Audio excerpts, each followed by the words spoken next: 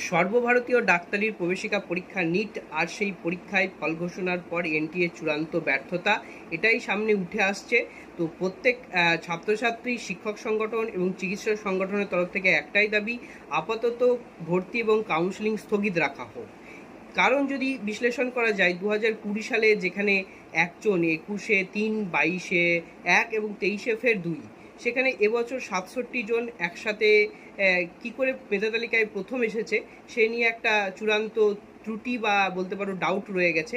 কারণ অনেককে grace number দিয়ে বা বলতে পারো যে যেহেতু দুটি আলাদা পাঠ্যক্রম মেনে উত্তর দেওয়া হয়েছে, তাই সুবিচার ঠিক পাওয়া যাচ্ছে না।